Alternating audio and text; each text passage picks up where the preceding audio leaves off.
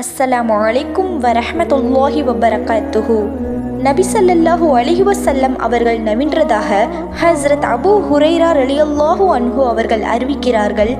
யார் அல்லாஹ்வின் பாதையில் துணி மற்றும் உணவு தானியங்களில் 2 ஜோடி பொருட்கள் செலவழிக்கிறாரோ அவர் சொர்க்கத்தின் வாயில்களில் இருந்து அழைக்கப்பட்டு அல்லாஹ்வின் அடியாரே இது நன்மையாக இருக்கும் என கூறப்படுவார். யார் தொழுகையாளியாக இருந்தாரோ அவரை பாபு ஸ்வலாஹ் எனும் ஸ்வர்க்கத்தின் வாசல் வழியாக அழைக்கப்படும். யார் ஜிஹாது செய்பவராக இருந்தாரோ அவரை பாபு ஜிஹாத் எனும் ஜிஹாதின் வாசல் வழியாக அழைக்கப்படும். யார் நோன்பாளியாக இருந்தாரோ அவரை பாபு ரையான் எனும் நோன்பு வாசல் வழியாக அழைக்கப்படும்.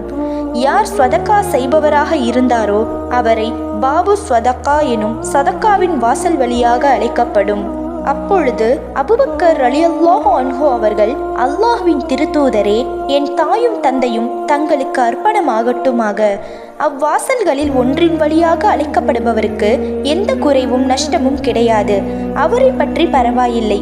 எனினும் அவ்வாசல்கள் அனைத்தின் வழியாகவும் ஒருவர் அழைக்கப்படுவாரா என்று கேட்டார். அதற்கு நபி அவர்கள், ஆம், அவர்களில் ஒருவராக நீர் இருப்பீர் என ஆதரவு வைக்கிறேன் என பகர்ந்தார்கள். சுபஹானல்லாஹ்.